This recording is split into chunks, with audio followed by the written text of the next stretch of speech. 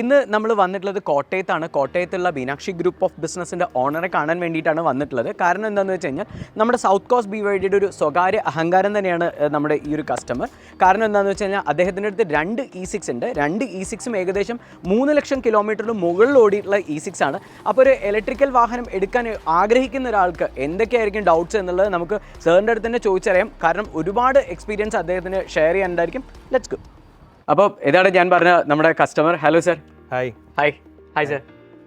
നമ്മുടെ BYDയുടെ south cost BYDയുടെ ഒരു prime customer തന്നെയാണ് സാർ എന്ന് ഞങ്ങൾ പറഞ്ഞിട്ടുണ്ടായിരുന്നു ഞങ്ങൾ ഇൻട്രൊഡക്ഷനകത്ത്. ഓക്കെ. ഇപ്പോൾ ഏകദേശം ഈ വെഹിക്കിൾ 2 വെഹിക്കിളും 6 ലക്ഷം കിലോമീറ്ററോളം ഓടിയിട്ടുണ്ട് അല്ലേ? എങ്ങനെയുണ്ടായിരുന്നു? എന്താണ് ഈ ഒരു IC വെഹിക്കിൾസ് എന്ന് EVയിലേക്ക് മാറാനുള്ളൊരു കാര്യം?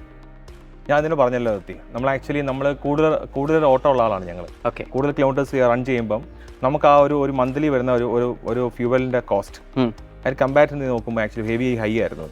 ആ സമയത്താണ് നമ്മൾ മനസ്സിലായത് മാർക്കറ്റ് ഒരുപാട് വെഹിക്കിൾ ഉണ്ടെങ്കിലും പലതും 300-250 കിലോമീറ്റർ റേഞ്ച് കിട്ടുന്ന വെഹിക്കിളായിരുന്നു. ഓക്കെ. ദാറ്റ് ടൈമാണ് നമ്മൾ നോക്കിയപ്പം BYD ഇറ്റ്സ് നല്ല BYD കമ്മിക്കോട് സ്കൂളിൽ പഠിക്കുകയും ആ സമയത്താണ് എബോ 500 കിലോമീറ്റർ വാറണ്ടി ആയിട്ട് ഗ്യാരണ്ടി ആയിട്ട് 5 ലക്ഷം കിലോമീറ്റർ.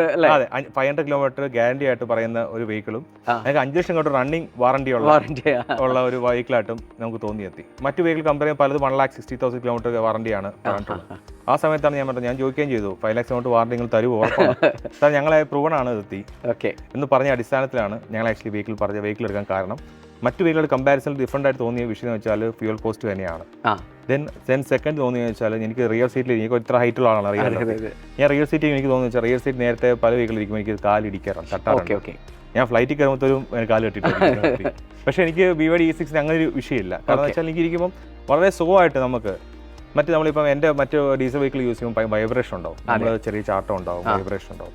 അങ്ങനത്തെ ഒരു ഫീലും നമുക്കില്ല. നമുക്ക് വളരെ കംഫർട്ടായിട്ട് ചെന്ന് കുറേ യാത്ര ചെയ്യാൻ പറ്റിയ ഏറ്റവും ബെസ്റ്റ് ആയിട്ടുള്ള വെഹിക്കിളായിട്ടാണ് മിഡ് സൈസ് SUV അങ്ങനെ പറയുന്നത്. അല്ല ഓക്കെ.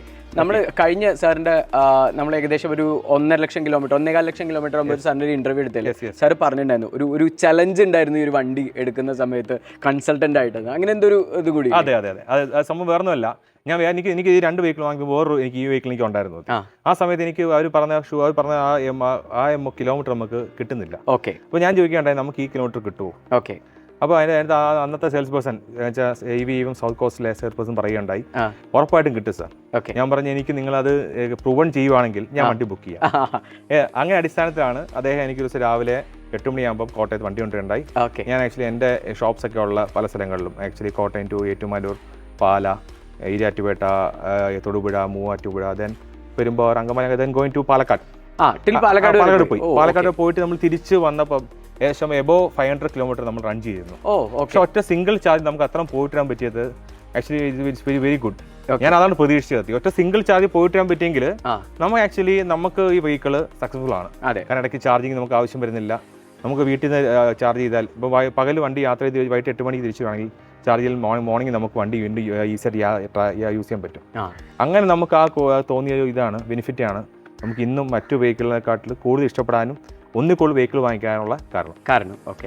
അല്ല ഡോക്ടറെ, ഇപ്പം ഞങ്ങൾ വരുമ്പോൾ കണ്ട് സാറ് ഒരു വേറൊരു SUVയിലായിരുന്നു വന്നിട്ടുണ്ടായിരുന്നത്. EVയിലേക്ക് മാറാനുള്ള പ്ലാൻ വല്ലതും ഉണ്ടോ? EVയിലേക്ക് മാറാനുള്ള പ്ലാൻ ഉണ്ട്. ഇപ്പോഴത്തെ നിലവിൽ എല്ലാ വണ്ടികൾക്കും പെട്രോളും ഡീസലിനും റേറ്റ് കൂടുതലാണ്. വണ്ടി റണ്ണിങ് കോസ്റ്റ് കൂടുതലാണ്.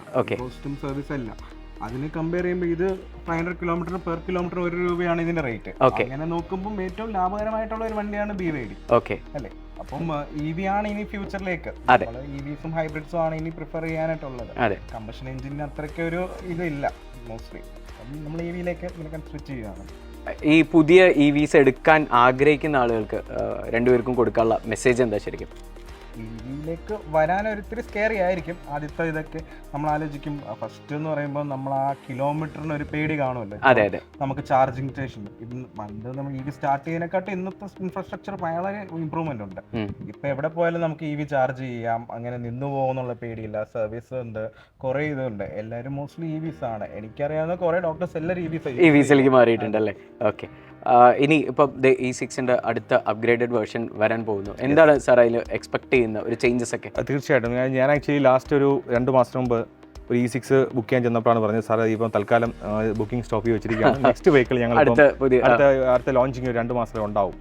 അപ്പോൾ ഞാൻ ചോദിച്ചു എന്തായിരിക്കും എൻ്റെ സ്പെസിഫിക്കേഷൻ, അത് അറിഞ്ഞൂടാ സാർ. പക്ഷേ ഞാൻ സമയത്ത് പറയാൻ നമ്മുടെ സെയിൽസ് പേഴ്സൺ പറയാനുള്ള കാരണം എന്ന് വെച്ചാൽ നമുക്ക് ഇപ്പോൾ കിട്ടുന്ന ഒരു ഫെസിലിറ്റി മച്ച് ബെറ്റർ ആണ്, പക്ഷെ എന്നാലും കുറച്ചൊന്നുകൊണ്ട് മാറ്റങ്ങൾ നമുക്ക് ഒരു ADAS ഫീച്ചർ നമുക്ക് കിട്ടിയാൽ വളരെ നന്നായിരിക്കും. ദെൻ ക്രൂസ് കൺട്രോൾ, അപ്പോൾ നമ്മുടെ എല്ലാ വെഹിക്കിളിലും ഇപ്പം പല വെഹിക്കിളിലും ക്രൂസ് കൺട്രോൾ ഇപ്പോൾ എല്ലായിടത്തും ആയി തുടങ്ങി.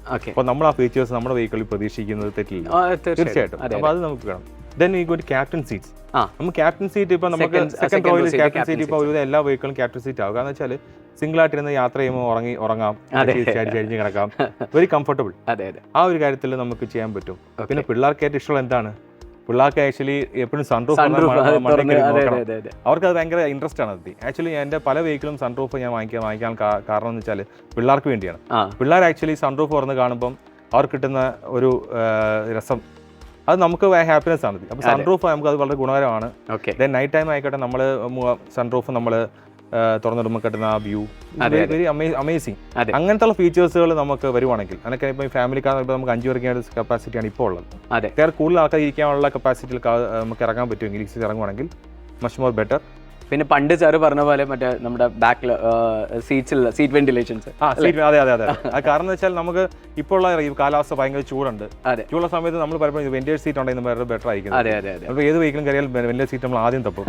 അതിനാണ് കൂടുതൽ ഇമ്പോർട്ടൻസ് കൊടുക്കുന്നത്. കാരണം നമുക്ക് AC നേരത്തെ ഫ്രണ്ടിൽ കിടന്ന് കിട്ടിയാൽ പോരാ, പുറമേ കിട്ടിയാൽ മാത്രമേ ആ ഒരു AC കംഫർട്ട് ആവത്തുള്ളൂ.